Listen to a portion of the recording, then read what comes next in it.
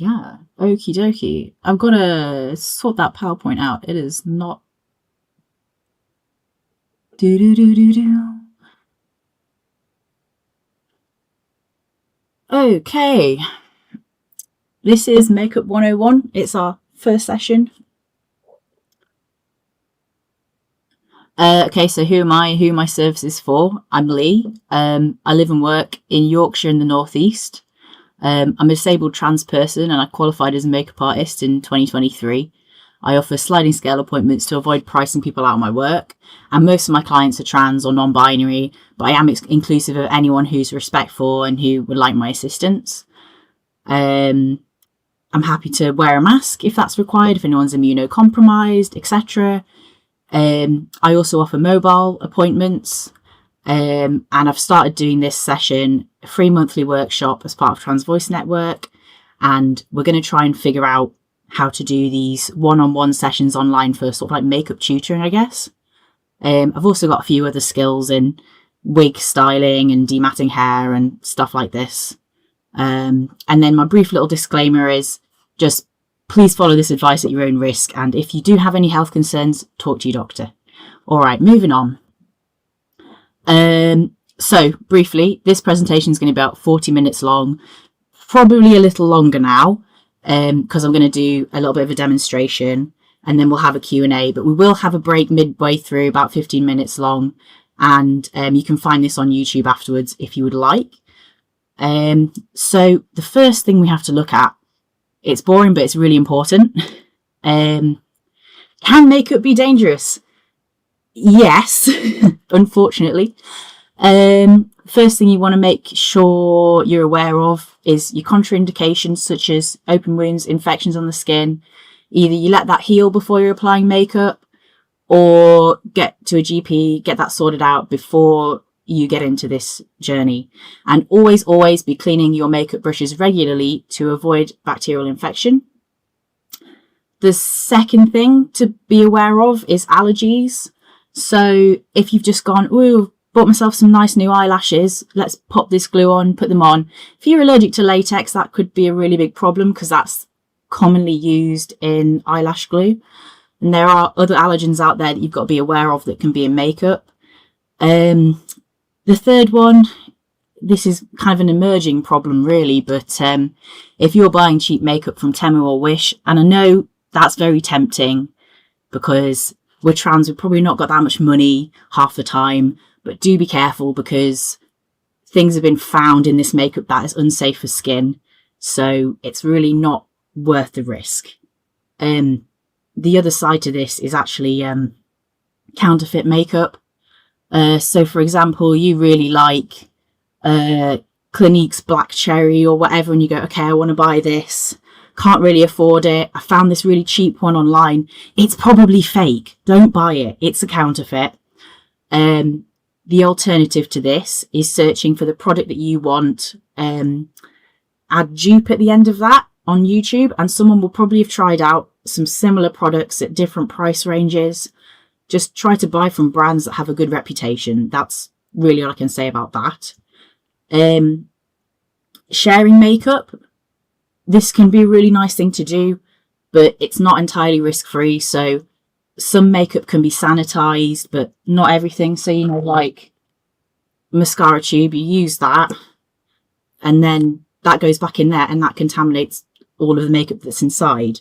So if you're seeing a pro artist for your makeup, they will be using, you know, like disposable spoolies and sponges. They'll decant the makeup. They'll have like a little scoop and they'll decant it out or whatever, you know. So if this artist is not taking your safety seriously, just run a mile. Again, it's not worth it. You don't know how many people they've put that makeup on and haven't sanitized. So do not risk it if you have this feeling that the makeup artist is not being safe. And the final thing really is that just make sure that your makeup is not out of date. There are a few checkers out there online. There's a couple here if you can't read it, because I know the text is a bit small. I can put these in the chat later or whatever if anyone's interested. So moving on, I'm just going to have a little bit of water. I feel like I'm speeding up a little bit.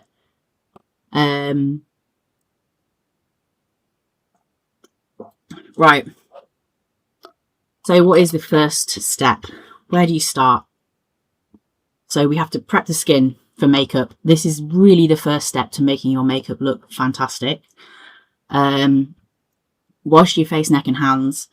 You want to find a good cleanser for your skin type. So for example, I use a cleanser that's for acne prone skin because that's an issue that I face. You don't want to be using hot water. You want to be using warm water because hot water can kind of like damage the skin. It's not great. And then you just want to be gently massaging the cleanser and then rinse it off with water or a clean damp cloth. The next step, get a moisturizer, something like that. Put that all on your skin. Don't forget to put it on your neck.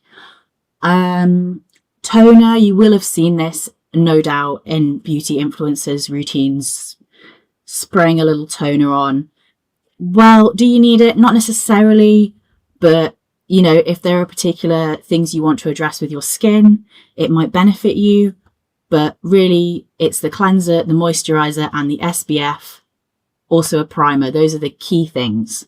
So, especially if you're going out into the day, having an SPF on is brilliant because this is really the only thing that can prevent skin cancer. And it's only tripping over myself. It's also one of the only ways that slows wrinkles because the sun is the biggest cause of aging out there. I mean, that and literally aging, I suppose. And the last step, this is really, really important, is primer. What does primer do? It helps makeup stick to your face. It increases how long you can wear the products. It kind of keeps everything hydrated and sitting on the skin nicely. It can reduce the appearance of pores. Some primers also have skincare in. So, there's a world out there when it comes to primers and they are very, very useful. So once you've got all of this on your skin, you need to allow it a bit of time to dry before you're adding the makeup. And I would also say makeup wipes, not necessarily bad.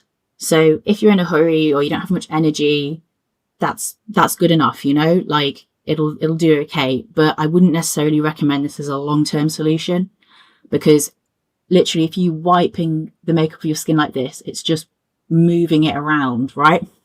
It's not necessarily going to get you a very thorough cleanse and it can be a bit rough on the skin. So, simple skincare routine. I've just added this in here in case anyone's interested. In the AM, moisturizer with an SPF, maybe some kind of active ingredient for anything you want to address in your skin. So I've put hyaluronic acid as an example there because that is like a plumping agent. It's quite a nice one to put in skincare. And then at night, you're probably going to cleanse, get some makeup off. And then add like a heavier night moisturizer so that can sit on your skin when you're asleep and stop your skin from drying out and do a little bit of repair. And also just try to stay hydrated. That is really one of the other best things you can do for your skin. All right, so how do we actually decide what products to choose? First off, obviously, you want to check that the ingredients are safe for you, that there's no allergens in there that are not okay. And then you want to find something that works with your skin type. And skin type is a little bit of, it doesn't really exist, right? But it can be like a useful tool to figure out what might be best. So for example, I would say I have like quite dry skin around here and then I get oily here. And then obviously I get acne as well.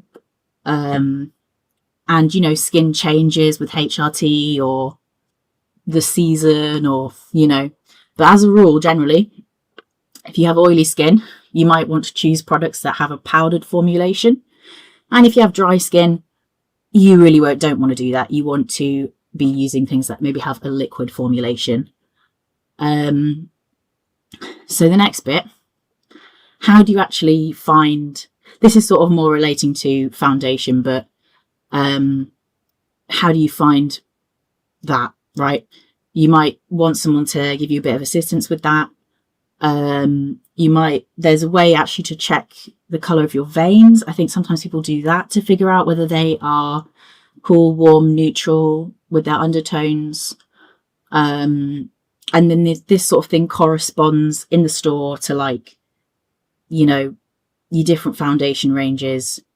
So I have, like, I'm kind of like a neutral. So I'm going to be looking at that corresponding makeup. So what sort of brands do you want to look at? What sort of things are you interested in buying? First thing to look at would be your company ethos and the ownership. Like, are you interested in vegan products, or are you boycotting anyone? Makeup is one of those industries where, this company you might think is independent is actually owned by this large company. So if that's something you're concerned about, definitely just do your research. Some common drugstore brands are like, Elf, NYX, Maybelline, Max Factor, tend to be a bit more affordable and still deliver good products. And on the luxury end, we have things like Anastasia Beverly Hills, Charlotte Tilbury, MAC, Estee Lauder. There's also indie brands you can look at. So I really like Glisten Cosmetics. The Inky List is really good for skincare. Also, you can order to your house from sites like Beauty Bay, Superdrug, and Boots. I'm going to say, actually, Beauty Bay has its own brand of makeup that is pretty good and affordable. So the eyeshadow palettes I'm going to use a bit later on are actually Beauty Bay eyeshadow palettes. There's a few brands I don't particularly like right now, like Morphe and Makeup Revolution. Morphe, I've found that it can stain the skin. I know they were really hyped at one point, but I don't go here anymore, to be honest.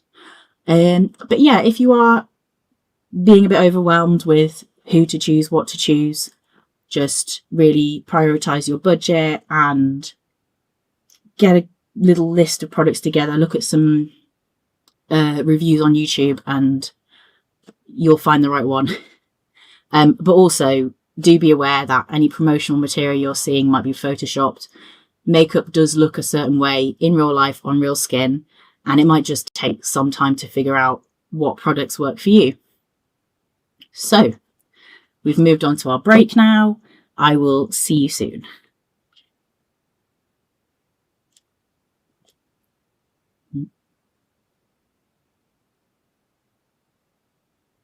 Hi.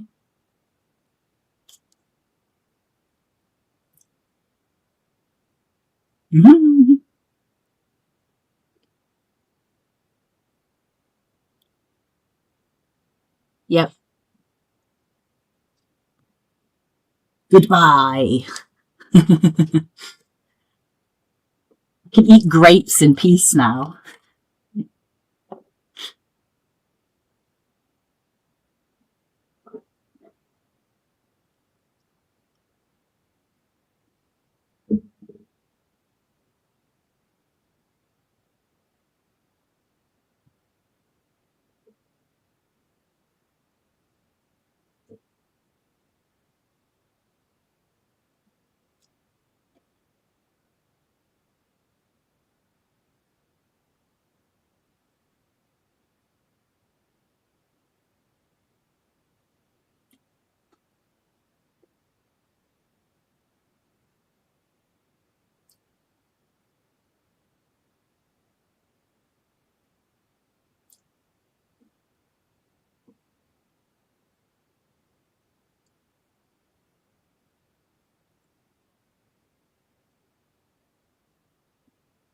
It's a pretty good chance.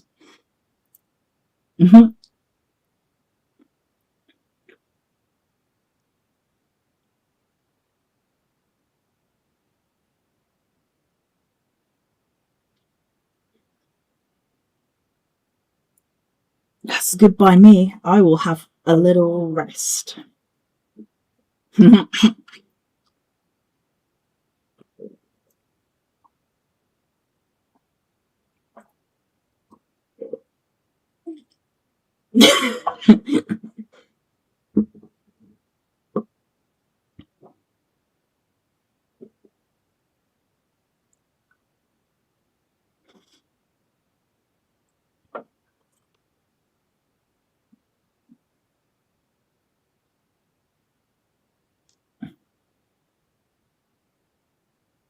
When did we start the break?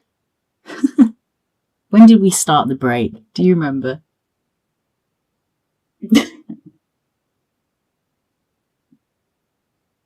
Okay, right, I'll be back in a sec then. Yeah.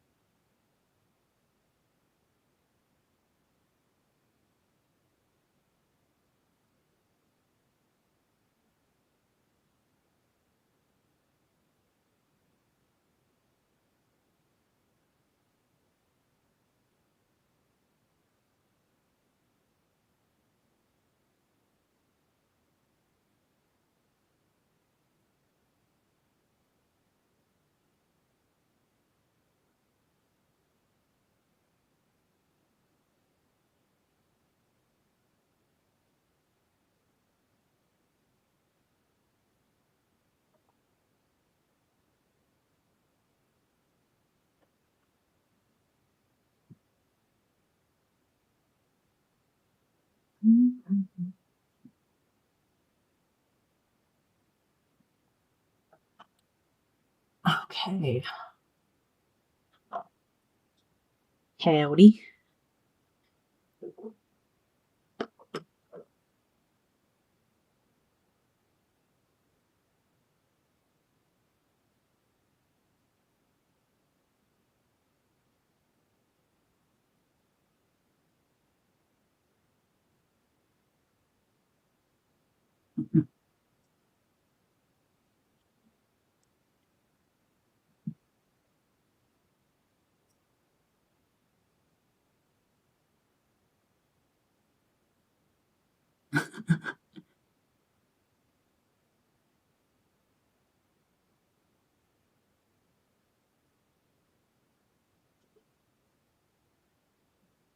Yeah, I know, right?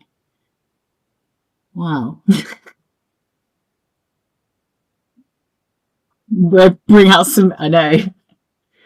It's like all the makeup that's like causing my shelf to sort of like bow in the middle because there's too much makeup on the shelf. It's just not real. It's not real. Yeah. Did manage to clear a lot out today though, so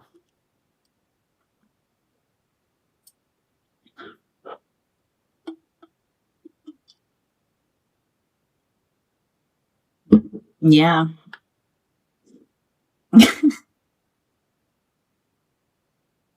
There you have it. Yeah. On that note though,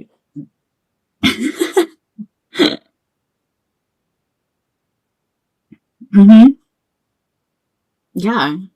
Sometimes you just become a space alien and that's not makeup. Mm. Yeah.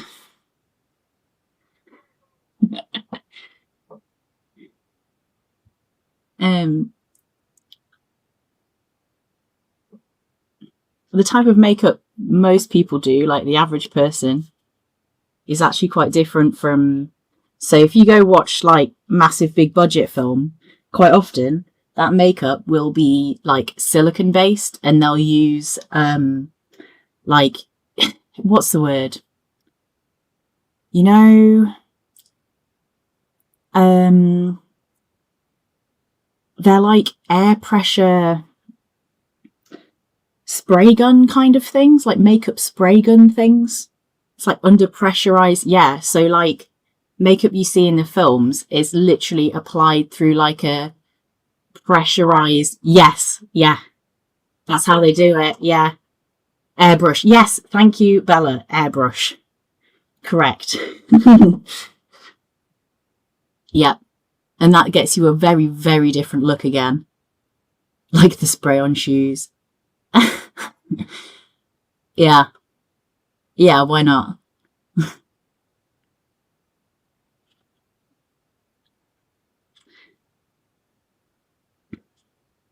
But yeah, they're working with a different set of products to everyone else, pretty much.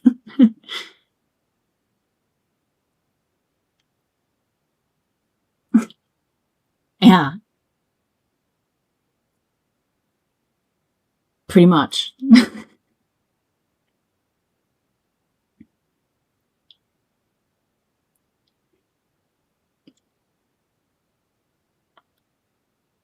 Have we had about 15 minutes yet? What do we think? Is there... Yeah. Oh, yeah.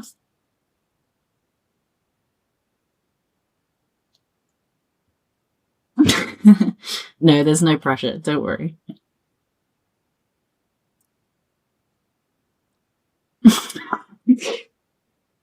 Zara.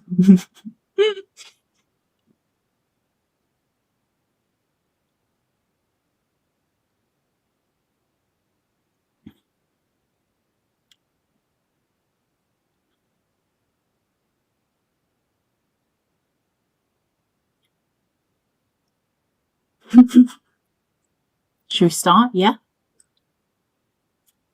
Okie dokie. I will... Pew, pew, pew, pew.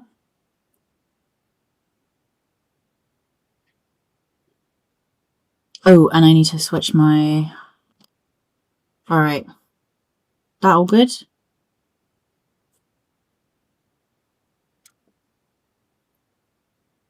Is that looking alright? Yeah?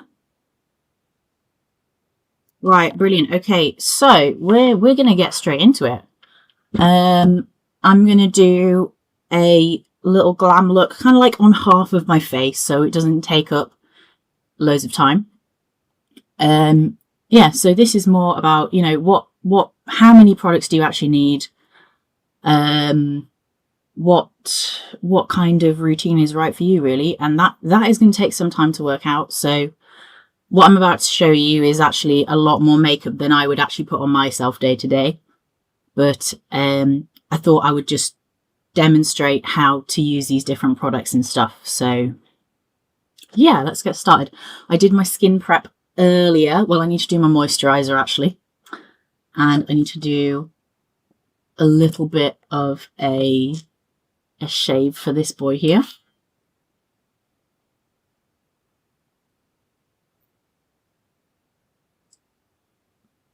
Yeah, all right. And I'll stick some moisturizer on.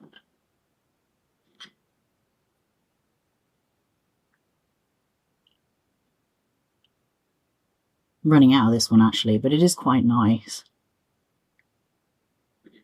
Take my glasses off. Okay, so I can still see my presentation. That's good. I'm just going to take that moisturizer, get the skin really hydrated.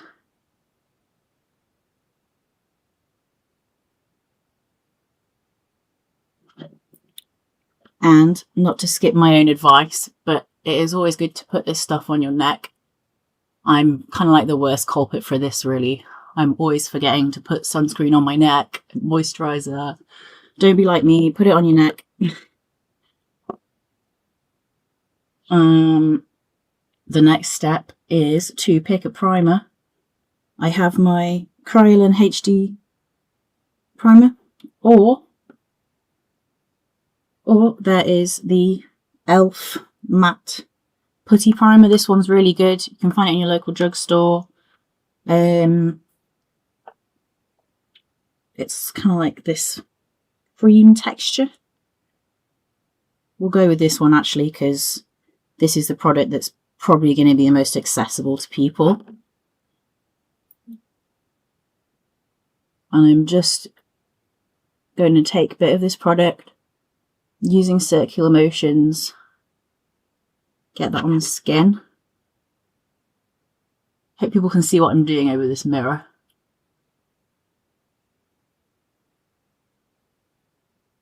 Awesome.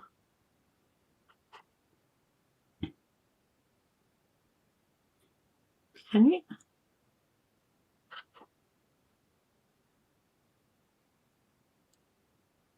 So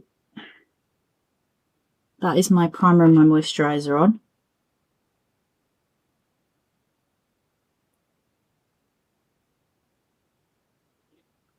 Just got to do my forehead.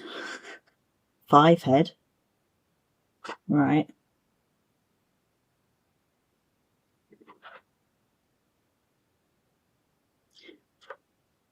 Also, this thing, kind of keeping my hair out of the way, that's pretty useful.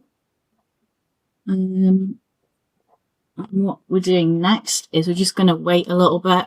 I'm just going to flap my hands around a little bit, try and get that to dry. Just want it to dry a bit. You can actually buy like little fans. I'm kind of thinking of investing in one, but that's really good if you want your makeup to dry faster. It's still feeling a little bit. Yeah, I'll give it another minute.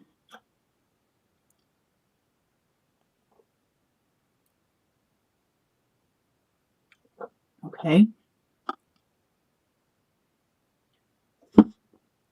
The foundation I'm going to use today, it's a Kryolan one. So this is basically what you learn with when you do a little makeup course. But it is pretty good. It's professional standard, used in film and TV and stuff like that.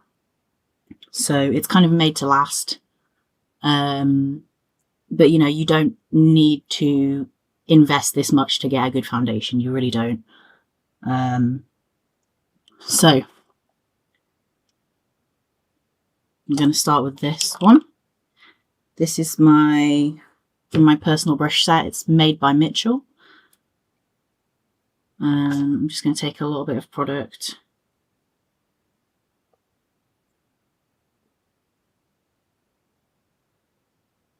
I'll get my mirror back. This foundation is perhaps a little pink for my skin tone, but I didn't want to have to go to the fuss of mixing a custom shade up for the video.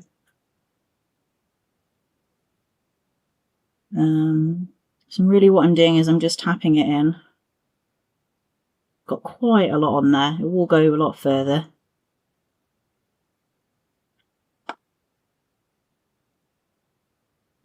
As I said, I think I'm going to leave the other side of my face so you can kind of tell.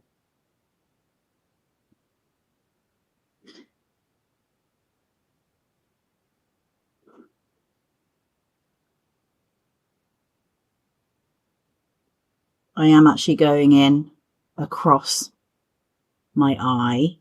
You don't necessarily need to do that. If you're going to apply a lot of products on your eye, you might just want a primer. But if you're going to be doing a really colourful eye look, you know, using a concealer or a foundation here can just help the colours pop a little bit more. But, you know, you can just use a primer.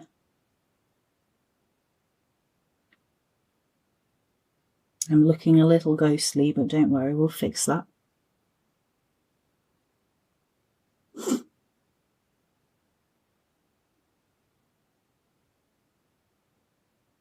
And take a little bit more product. So you can use a sponge here as well. It doesn't need to be a brush. But if you are using sponges for your foundation, I do not want to see any manky sponges that have been living in a drawer for like 6 months on anybody's face. You're just not going to do yourself any favours.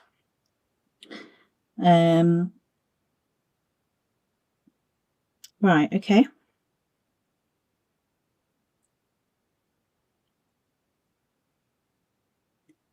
So that is our foundation base. I'm feeling very ghostly. very, very ghostly actually. Then what we will want to do is actually bring some colour back into the skin. That would be good. So I'm going to take I think I'm going to do blush first. So this is another Made by Mitchell product. It is their curve case, and it's the so you've got your blushes here, your contour here, and I'm going to take this sort of beigey one and do a little bit of contouring with it. Pick up some product.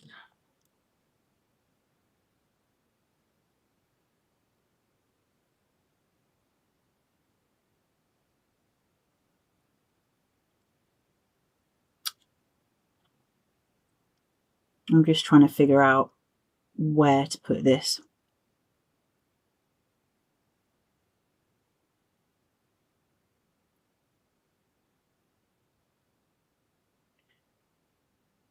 I usually add a little bit, you know, near the temples, under the cheeks here, with our contour, sorry. And then I'm going to bring that into the hairline. Just a bit. So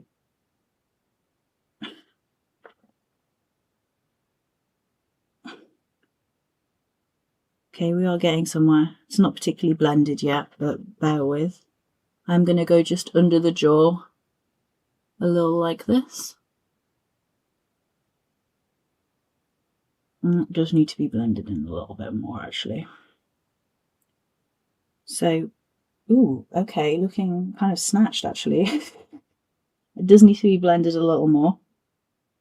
I'm also going to put a little contour just under here, but that may or may not be something you want to do.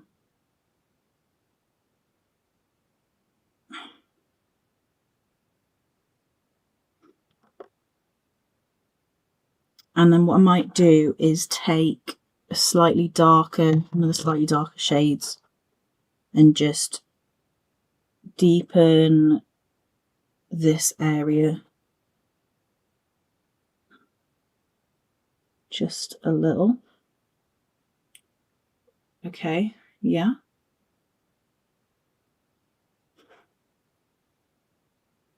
Perhaps a little bit more here as well.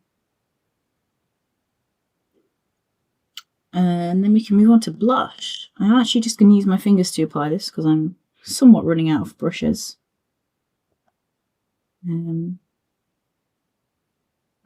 Blush placement can really make a difference to your face.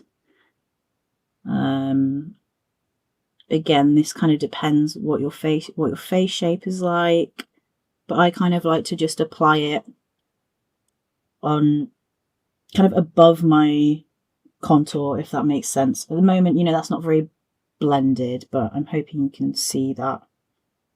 Just going to blend it a little bit with my finger. I think this is perfectly okay to blend with your finger if, you know, you're using creams. So yeah, we'll bring a little bit back into the face. Might want to put a bit of blush in this area as well. Just bring a bit of colour back into the skin, especially if we've just used a foundation that makes us look like a ghost. I actually like to bring my blush up to my eye a little bit here. I just think that looks really cute. Yes. I'm going to just take a slightly more orangey bit of blush into that peachier one. Just intensify that. And I'm just patting it in. So, yeah, our skin has colour again. Woohoo! Yes. Okay. Moving on to our next stage. So we've got our base down. This is all very sticky. Haven't set it with anything yet. Like I've said here on the presentation, if you are new to doing eye makeup, it can be very, very messy when you're learning. So if you're doing your skin and then your eye makeup, and then you're getting fallout from your eyeshadow, you're needing to like change the eyeliner up, whatever, best to do your eyes first and then your face makeup, then your foundation, your concealer, whatever.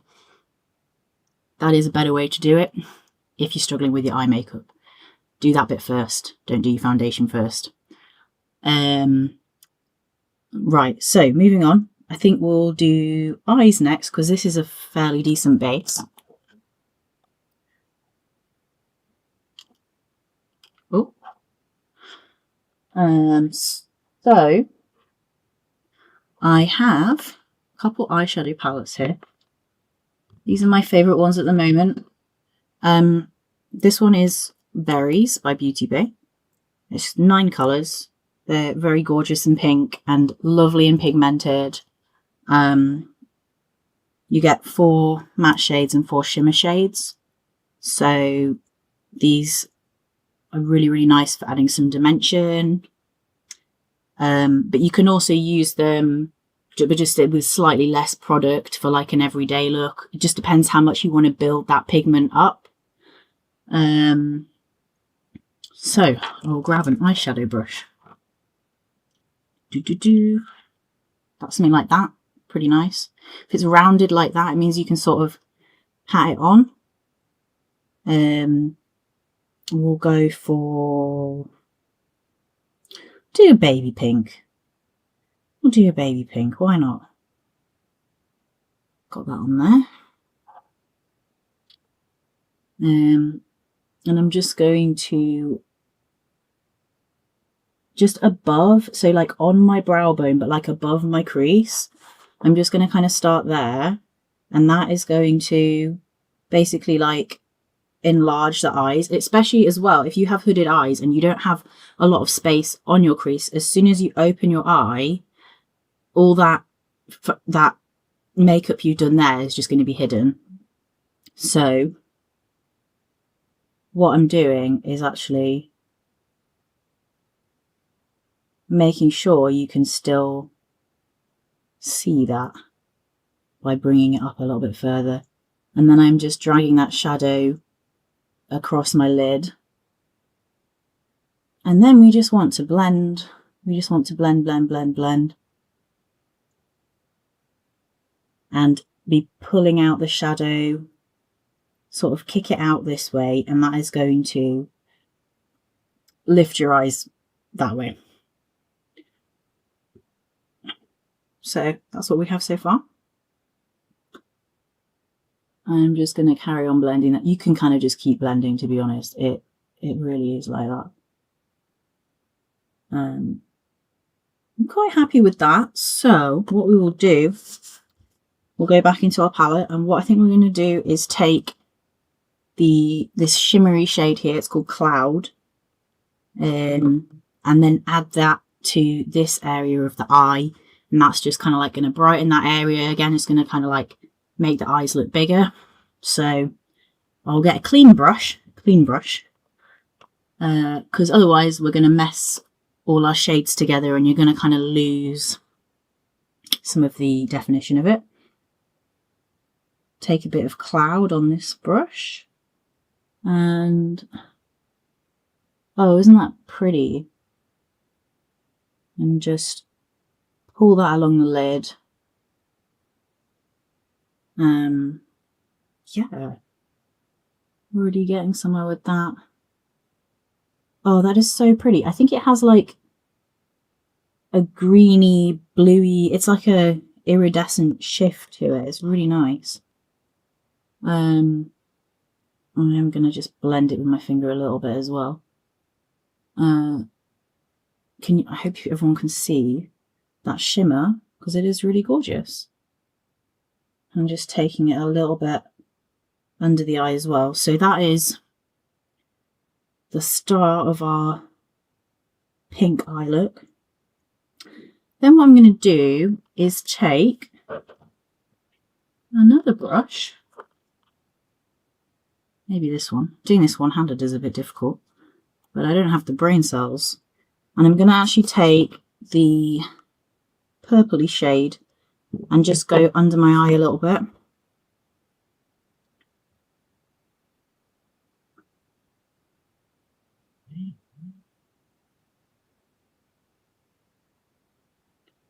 And then blend that.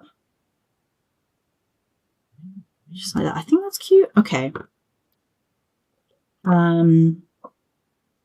Yeah, nice, awesome. So moving on, I know a lot of you probably want me to demonstrate an eyeliner look, so we'll add that on top. I've got multiple options here, really.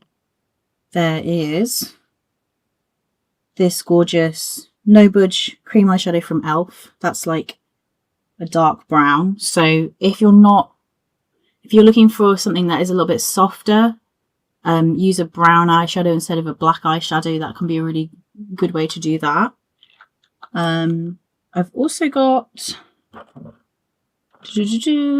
my personal mascara, Urban Decay. Pretty nice. I think this is, yep, that's a black mascara. And I just have to find a suitable brush for this eyeliner now, which might be a bit of a challenge. Ah, yes. Manky brush from my from my pen pot. Save me now. Okay, I'm going to use this brush and we're going to go with the... You know what? I think we will actually go with the black eyeliner because I'm going to be adding some false lashes, so which are also black, so it will just be appropriate for the look. Okay, so this takes a long time to kind of learn how to do properly. So I've just got to concentrate and I'm just using slow motions to just drag it along my eyelid. And then kind of just like checking what that looks like from when your face is in like a neutral position. So when I'm applying it, I'm kind of looking at a different angle because that's easier. But then obviously when you move, it's going to look different. So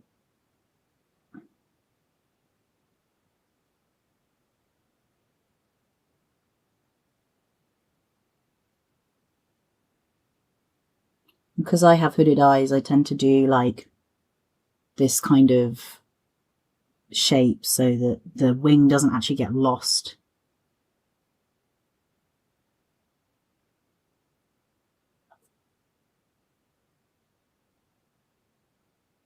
Ooh.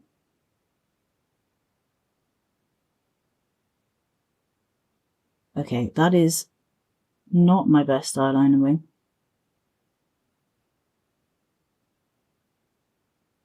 I'm just going to continue it down as well into the crease. Okay.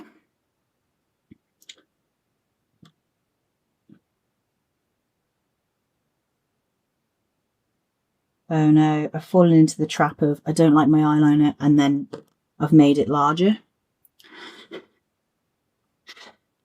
So different when you're doing makeup on somebody else compared to doing it to yourself.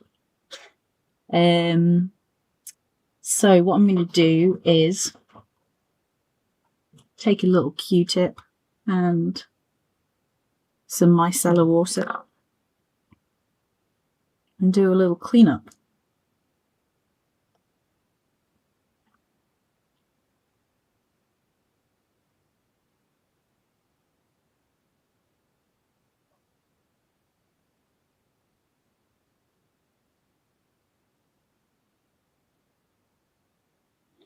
See, this is why if you're learning, definitely do your eyes first, because all this area here where I've taken out, that's now lost where that shadow is and all that nice blending. So I'll have to redo that and then do the eyeliner on top. But that's how it goes sometimes. And I'll just try, and that's going to leave you some kind of harsh lines around that area. If you just blend those lines a little bit with a cotton bud, and then we'll add a little bit more foundation back on. Lovely jubbly. Lovely jubbly.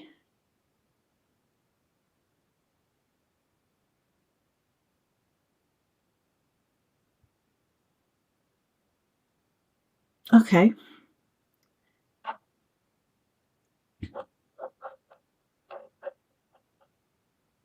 I'll fix my eyeliner wing.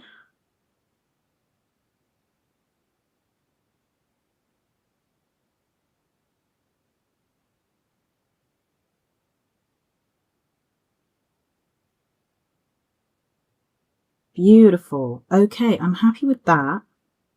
Now we've just got to fix this area here. Just try and blend it a little.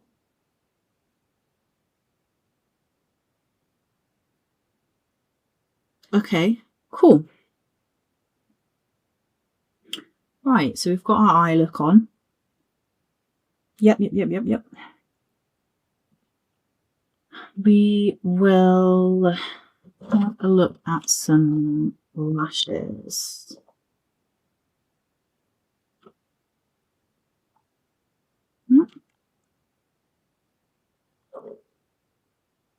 These are from Pinky Goat.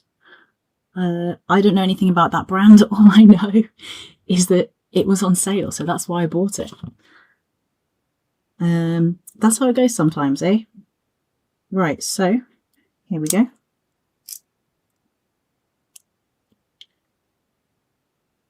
Just going to turn my notifications off.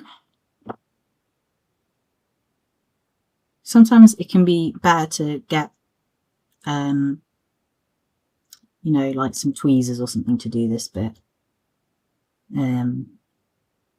Right, so lashes have a way round as well. So generally the smaller side is going to go towards the inner corner of your eye, and this larger side is that side, if that makes sense. So if you find lashes look really weird on you, maybe they're backwards. I mean, I've done that before. I'll admit it, you know.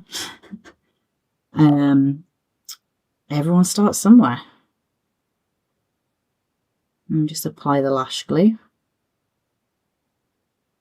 This lash glue, it's Eyelure 18-hour lash glue, latex free. That's a pretty good one.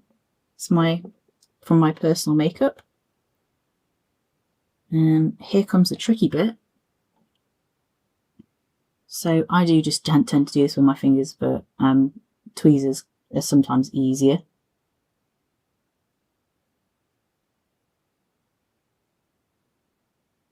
And you kind of want to get it as close as you can to your lash line.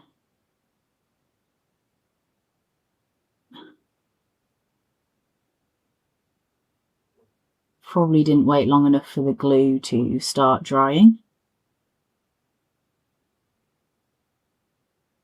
But it does start drying pretty fast, this, so let's try again.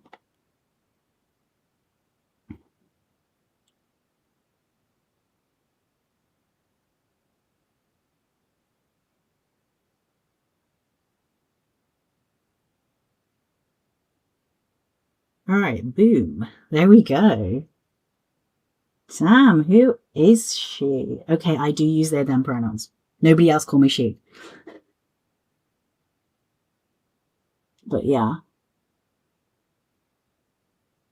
There's our lash. That is actually so stunning. Okay. Cute. Okay.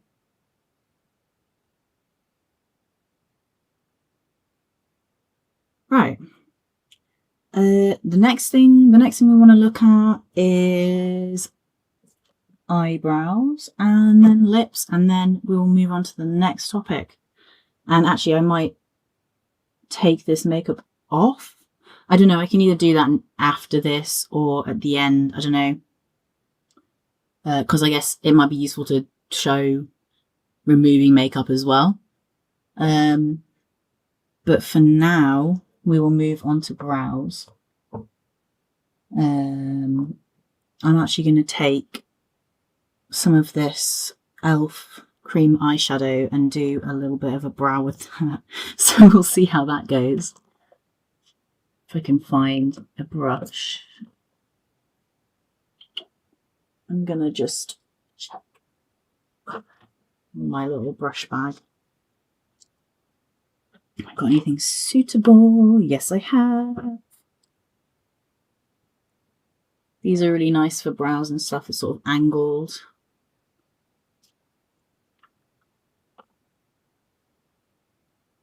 Just taking a little bit on them. Okay. Oop. Oh, good heavens. I'm not sure about this product.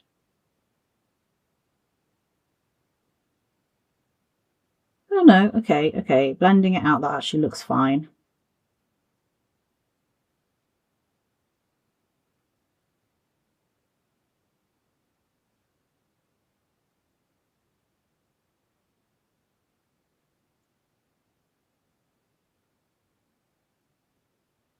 Right, so the brow is on.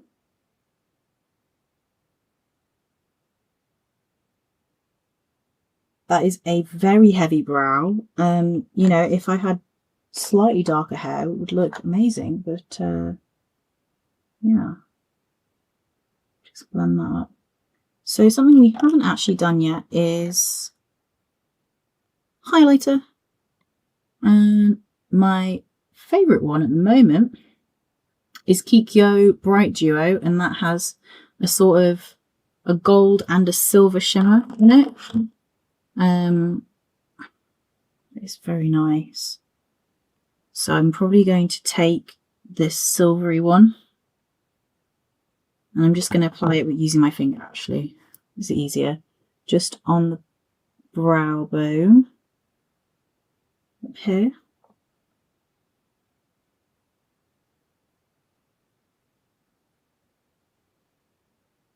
Just a little there.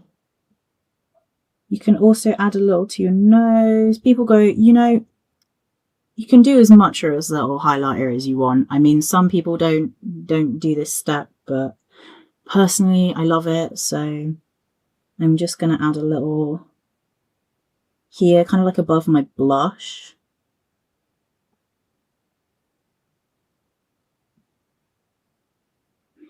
And then another place to highlight, I mean, the eyeshadow is basically doing this, but another place to highlight would be the inner corner.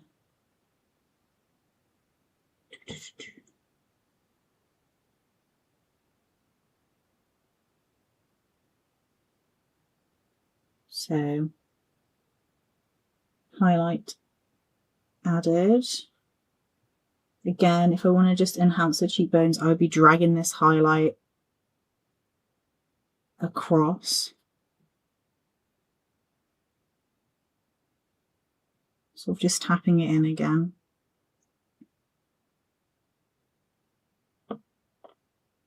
Okay. The final thing. The final thing is the lips. So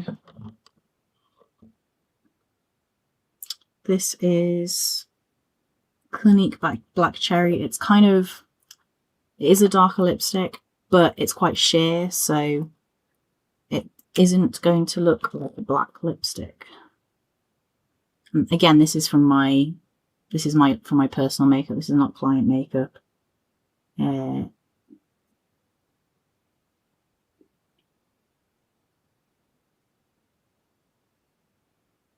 it is just like a really nice sheer glossy one.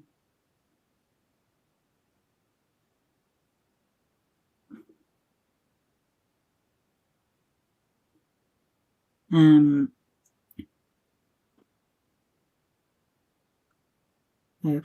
yeah. I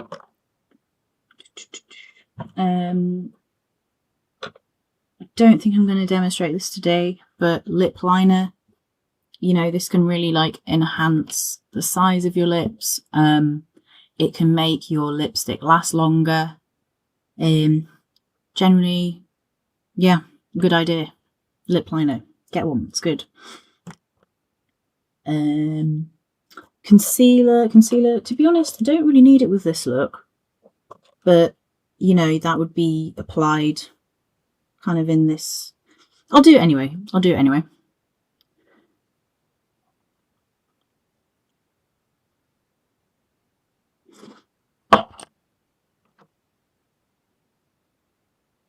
Just a bit under here.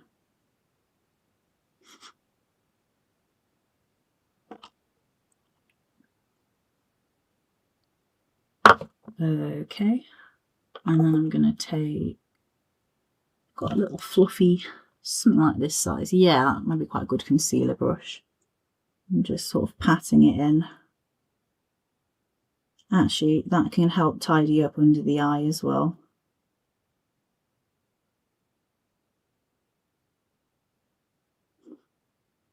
Okay. Okay, cool.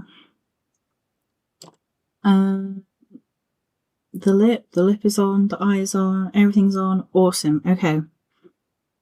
I think the last thing I could look at, bronzer. This is a very, very cheap bronzer, but I found it does the job. So our last step really is to just set everything down. So there's a few options. There is the e.l.f. Halo Glow setting powder. So I could use a setting powder, or I could use a spray. I think I'm going to go for that in this case. Just setting everything down, because if you are working with a cream foundation, cream blushes, everything needs to be set.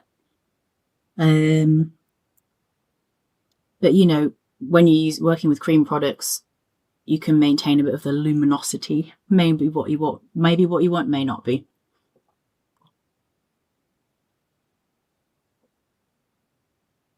All right,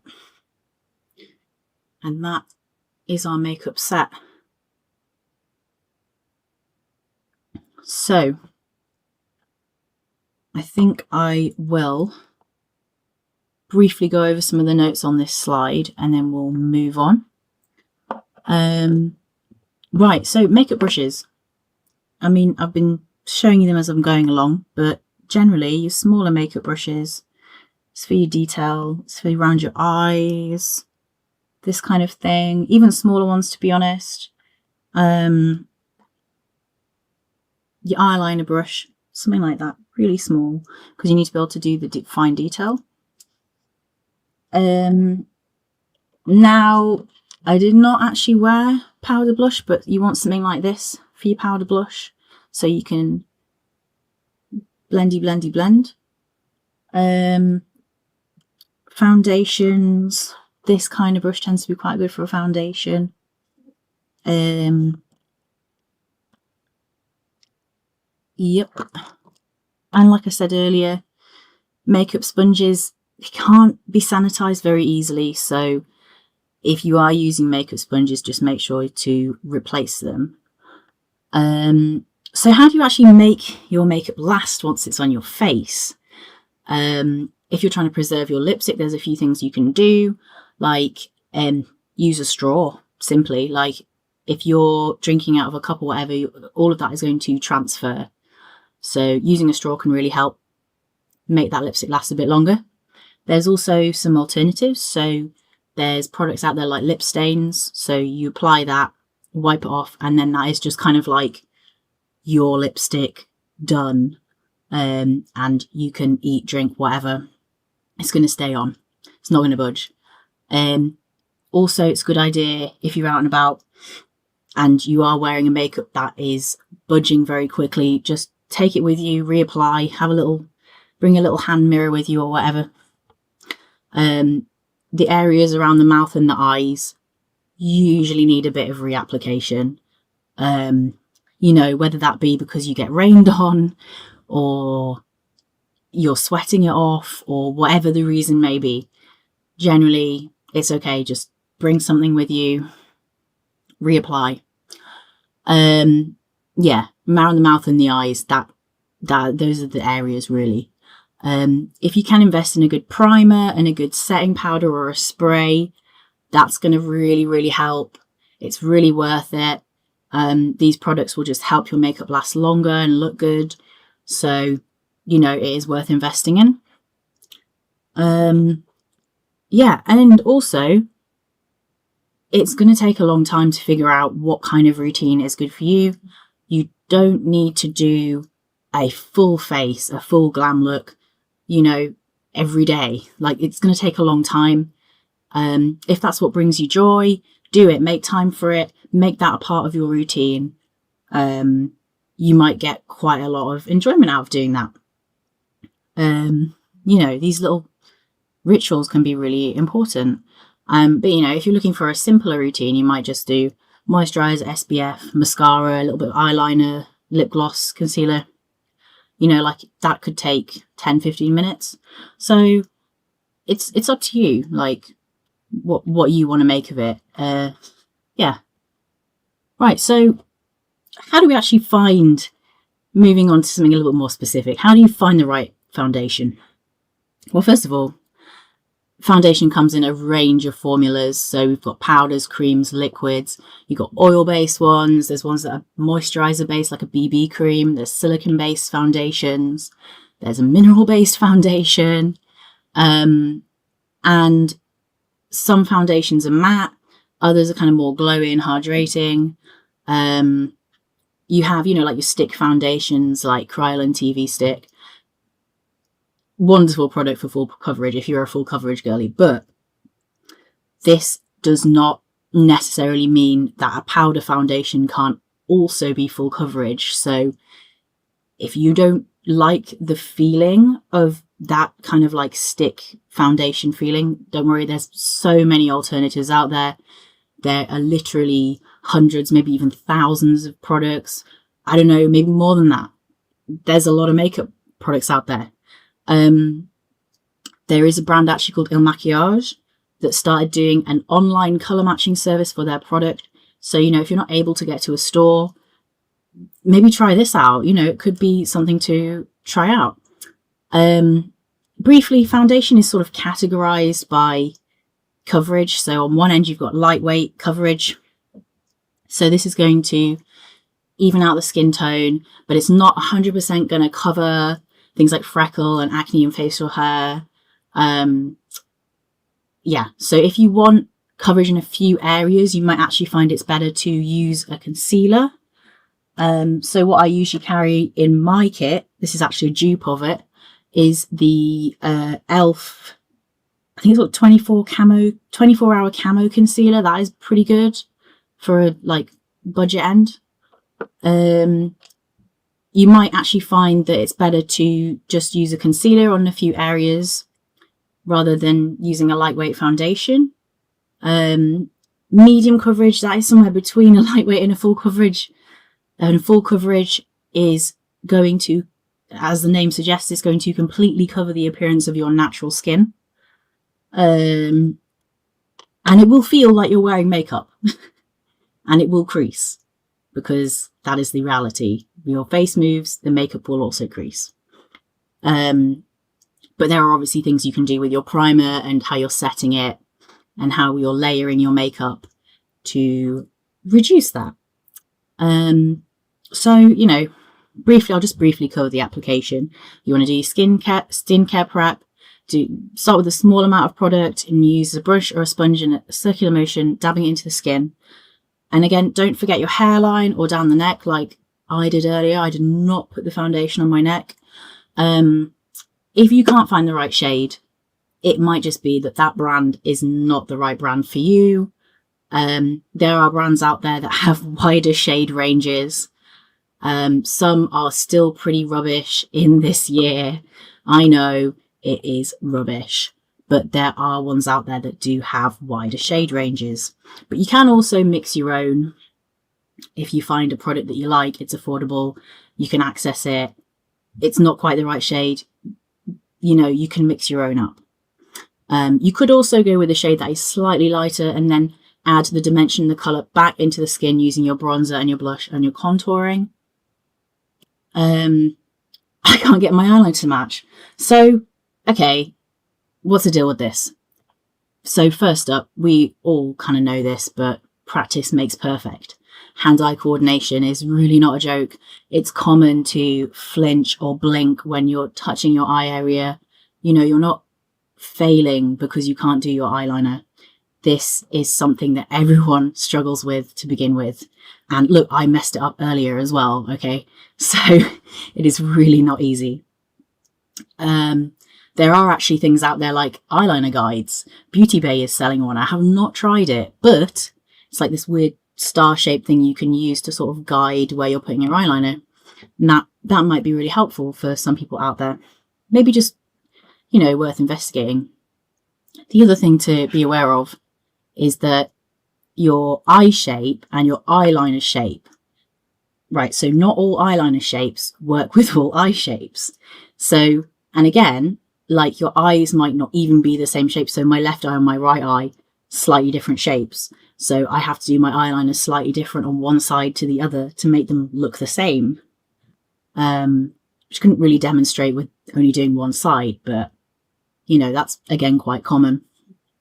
You know, if you are doing your eyeliner wing and it's kind of like a bit messy or whatever, use a Q-tip, get some of this, sharpen up those edges. You can also use concealer. Like I do see people doing this online, but that can also just mix in with the eyeliner and make a bit of a murky colour. So I would not recommend neatening up with concealer necessarily. Also with eyeliner, there are so many products out there. There are pens, there's pots, there's liquids, there's this sort of like cream. You could also just use a black eyeshadow.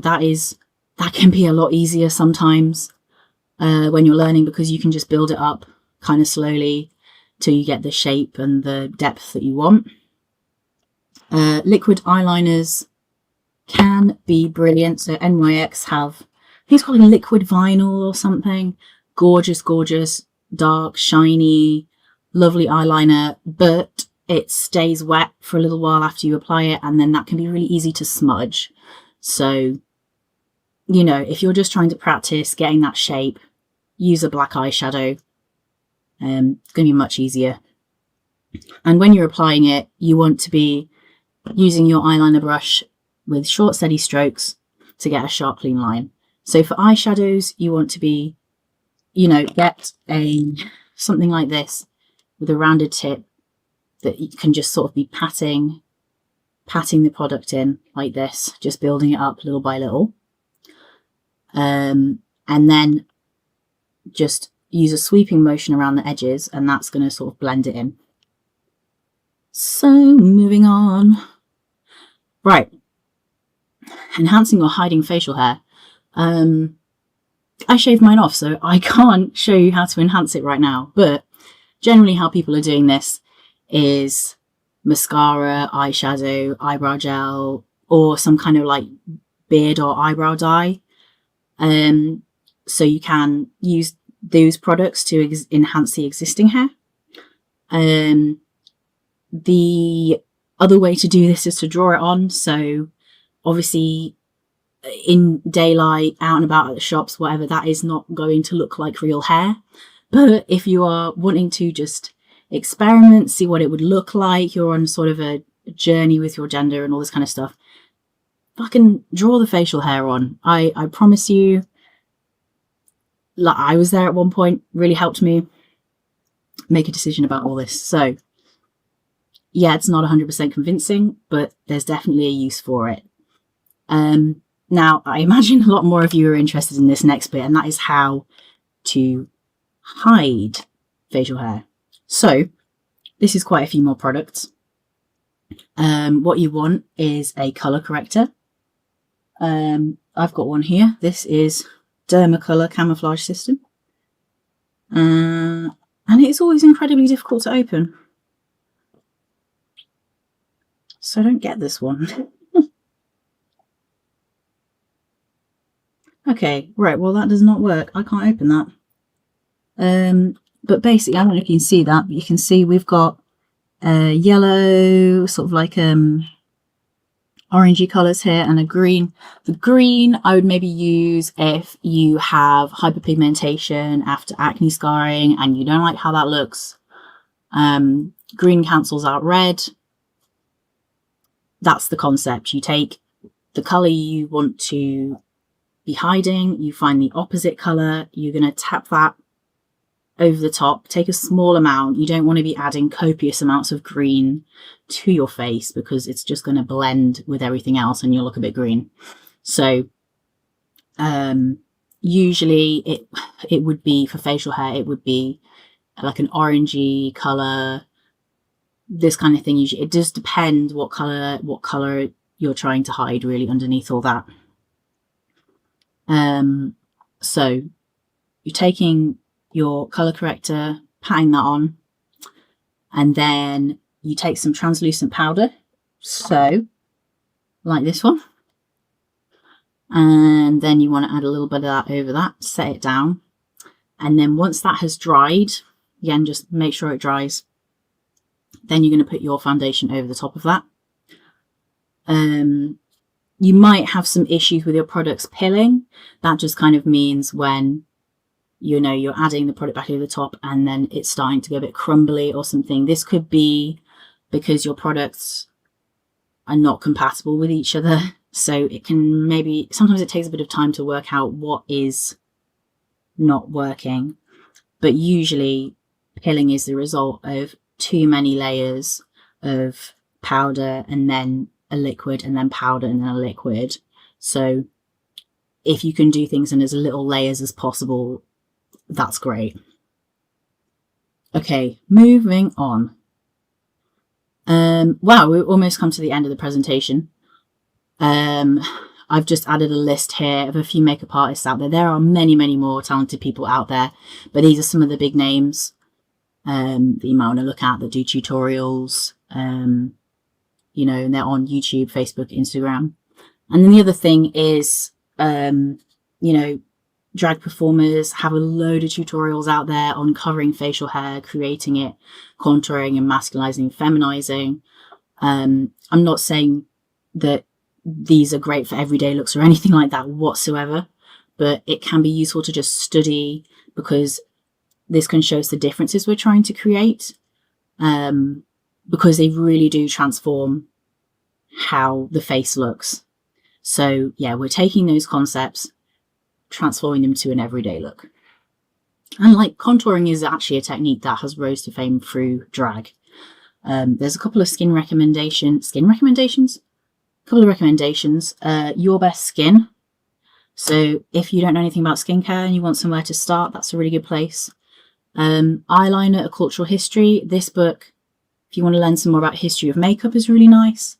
And then also I've put a link for Born UK, and they kind of offer kind of similar service to what me and Zara are doing actually, but they have a few free guides about how to discover what color makeup and all this kind of thing you might want to try. Yeah, so thank you for listening.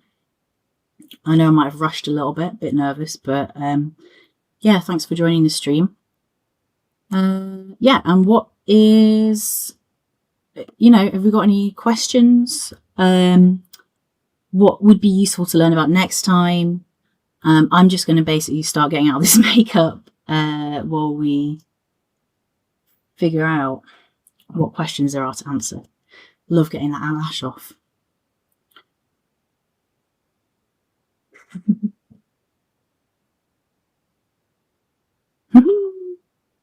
I know!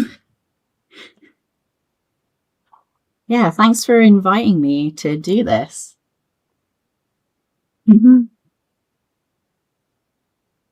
No worries. Yeah. Or, you can ask them in the chat. Don't worry. I suppose. But now, this time is for that. So please do. Please do.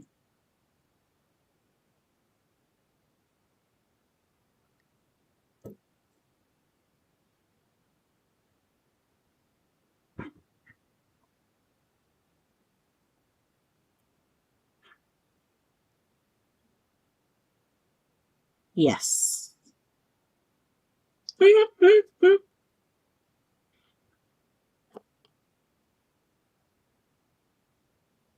No worries.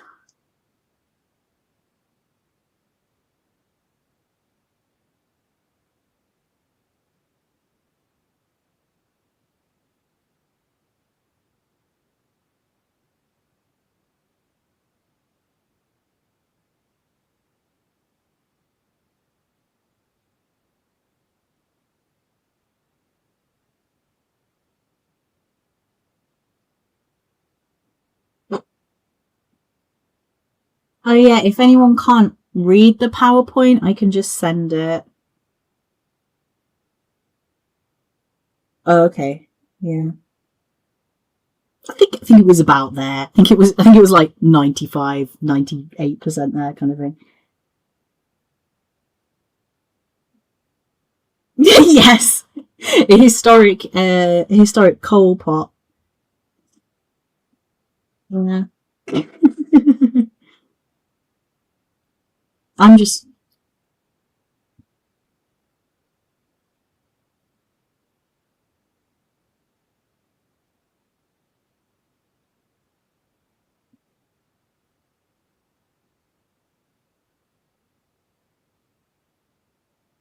Oh, that's exciting.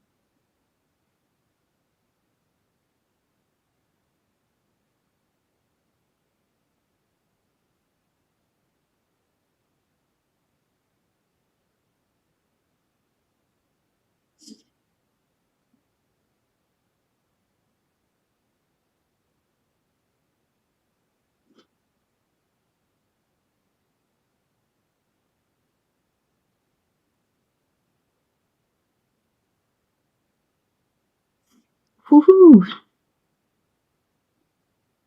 By the way, this is a reusable makeup wipe pad. You can just chuck these in the washer.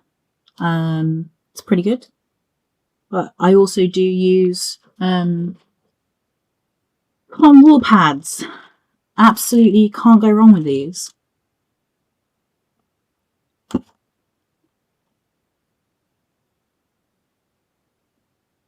Ah, yippee! No, thanks. Just get the remainder. I think sometimes eyelash glue just clings onto the makeup that's like, yeah. I'm literally just using, yeah, go on. Yeah. Okay, so do you get like little flaky bits on your skin? Okay, that is sounding kind of dry. Sounding kind of dry. You could also be both. That's the thing. Like skin type is a bit of a fake thing. um, like usually you're more oily around this area, like your nose, because the oil gets produced here.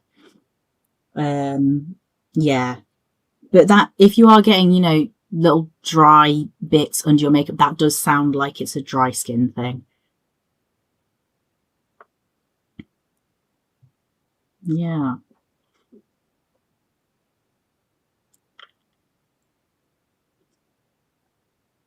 Right. I've made a big mess now. That's okay though.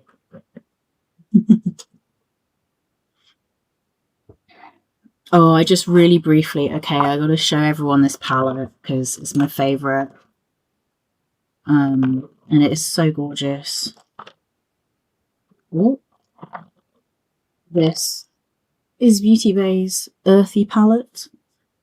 And you get 24 colours. And they're gorgeous. Yes. So many greens. No. And it can look really flattering. But obviously, you know, this is just what I like. So I think my favourite one out of this is actually, it's sort of got like a greeny, goldy, iridescent shift. And then they have another one called Moss that's sort of got like, well, it's mossy looking. I really, really love to use. I just love shimmers, honestly.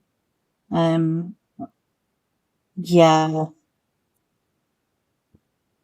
Just try it. Yeah. It just reflects all the light. It just makes your eyes like pop. They're so lovely. And then quite often, things like this. So you'll get a shimmer shade. So like this one, and then you could put kind of like this shade or this shade underneath it. And it kind of is designed to work with that shimmer if you get a bigger palette like this. Even the smaller ones, to be honest, like I'll show you the same thing on the Berries palette. So that has like half shimmer and half matte shades. So you could put, so like what I did with the eye look was put this rose underneath this one, and no, I think it was this one I used, and over the top of that one. So yeah.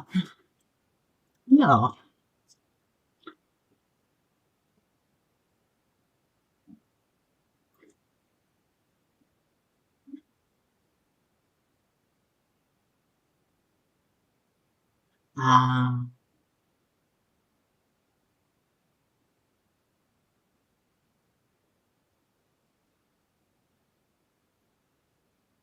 okay. Yeah, that could be a few things, to be honest. Without knowing a bit more about like the skincare side of things, I'm not too sure. But it could be that you have kind of like sweated the makeup off in certain patches. Sometimes if it's too difficult, if you're ending up with too many like patches and stuff like this, sometimes it is easier to just start again than trying to like reapply in sections, just like redo the foundation or whatever. Could you read me that again?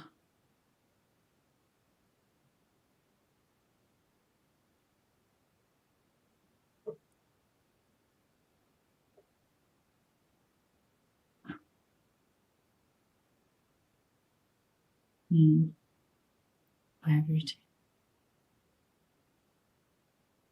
Hmm.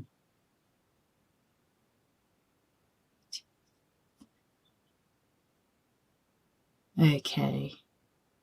Yeah, that could be so many things. I'm sorry I don't have like a better answer, but yeah, yeah. And like how long, because how long is your work day? Like is that like an 8 hour day? Because you know, or do you know what I'm trying to say? Like, okie dokie.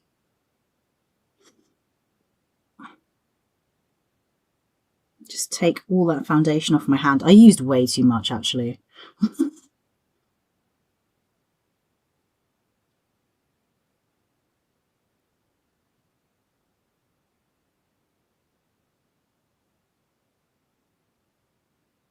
Yes.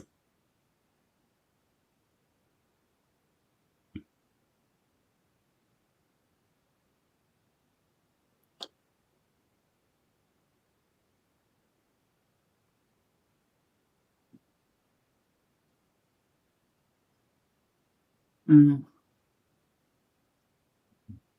Yeah. Get there.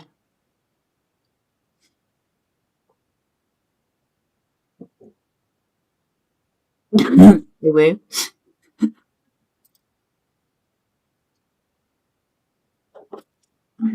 Any suspiciously rich people out there? Uh-huh, uh-huh.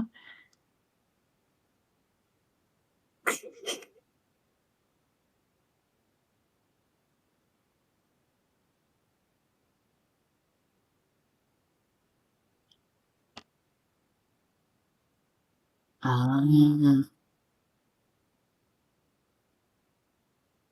yeah.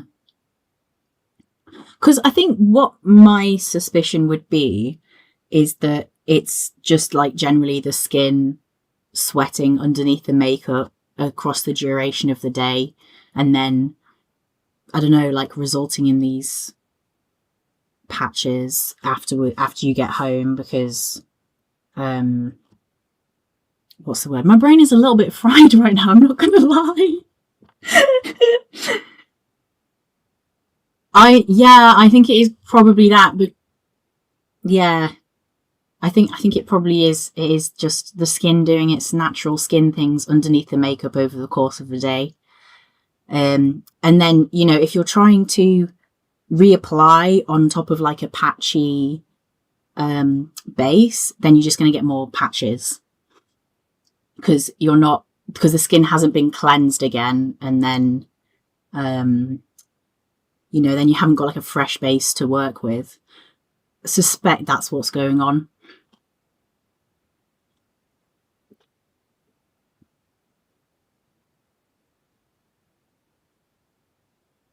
Yeah, possibly. I know it is a bit more time consuming, but I think what you could do is keep the eye intact and all that area and just redo the skin. I know it's a big deal though. But it is probably that. It is probably that. Because I don't know, yeah, unless it's the layering of the makeup products in the beginning. But it doesn't sound like it's that either because you're getting good results when you're first doing it. So,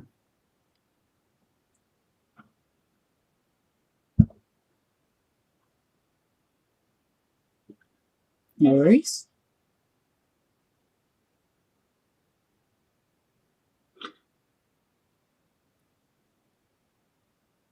Wow, cool.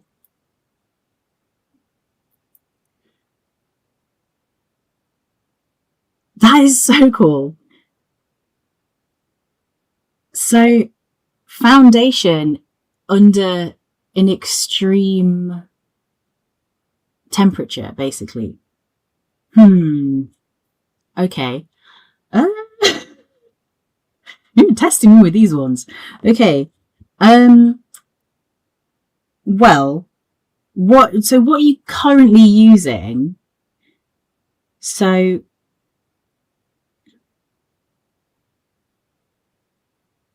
I think generally as well, like I'm not entirely convinced a good primer and a setting spray and a good foundation will mitigate the effects of having your face up in a furnace. But having a little go with some different products, there might be other people out there with this same issue. I don't know, honestly. Um, the generally a good primer, a good setting spray, good foundation.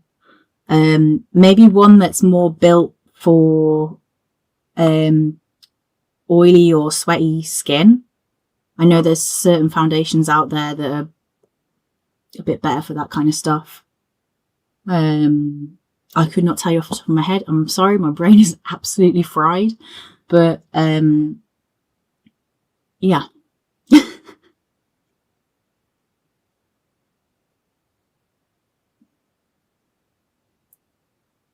yes. Mm.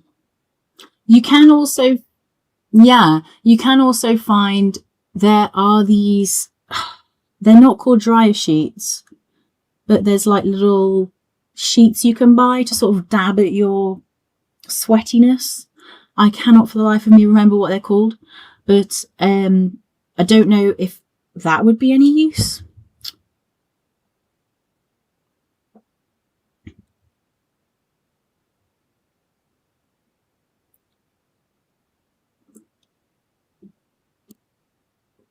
No worries.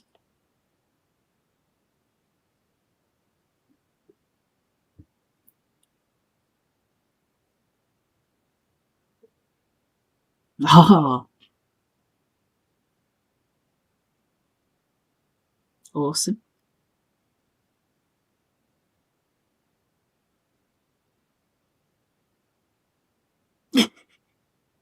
Well, I don't know. I'll just have to take your word on that.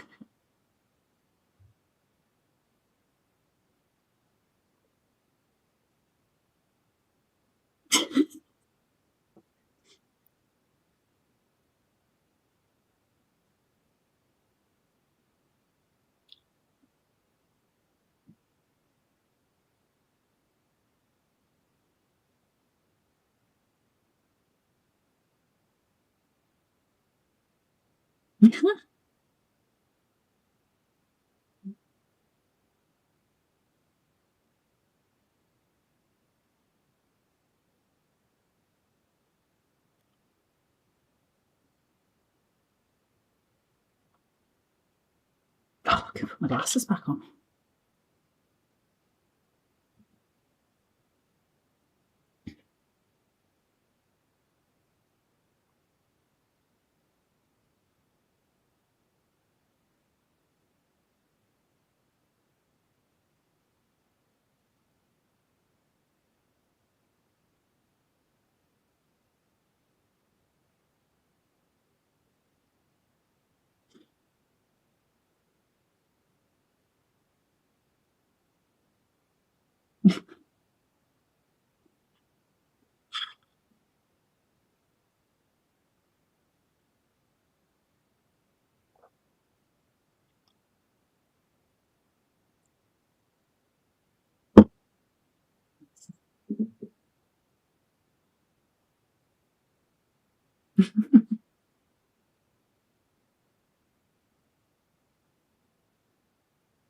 Spin the wheel.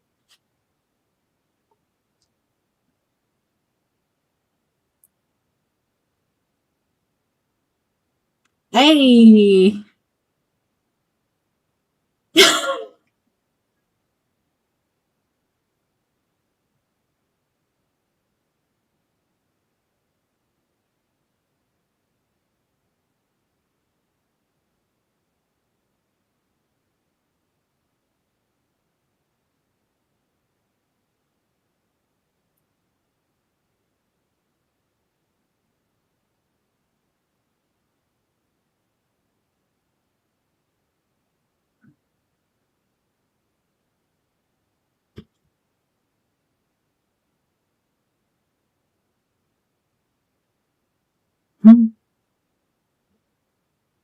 Amazing.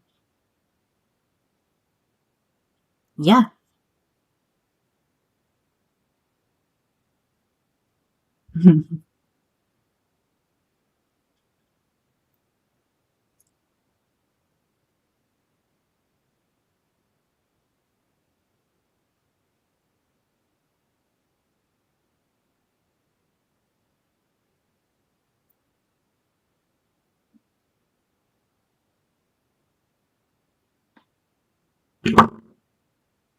Yeah, I'll send a info thing about that. Yes, yes. Yeah.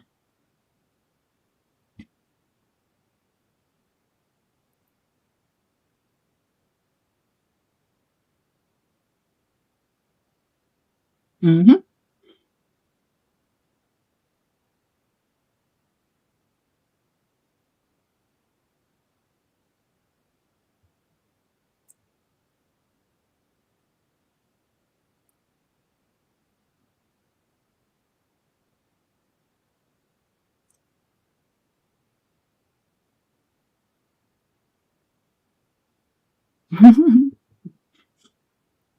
You know, like, do we want to do something about contouring? Because I know that can be a little confusing. And people are coming out with all these new techniques all the time and stuff. Um, or yeah, that is true. Actually, I do that as well.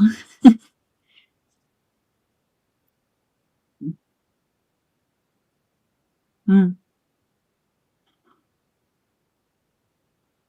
Yeah.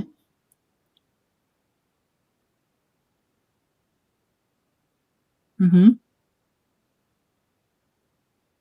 On eyeliner wings? Hmm. Hmm.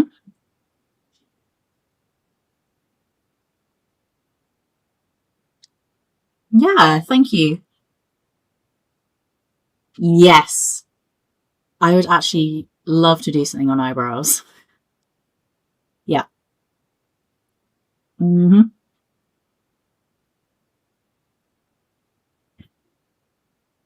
No worries.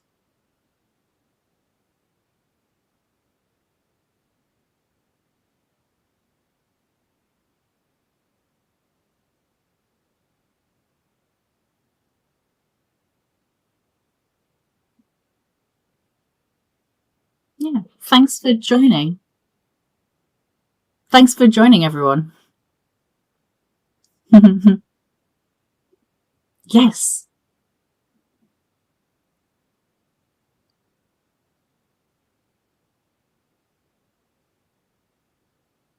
Hmm. Or any ideas for future videos as well. Yeah.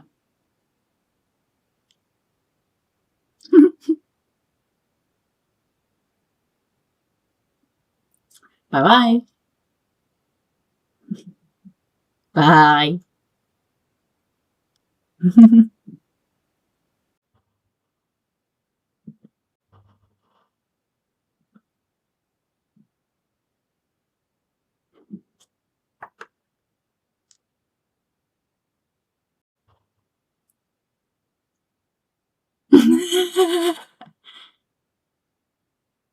The sweaty bit. It's a hard one. You can some powder better. Powder, play powder.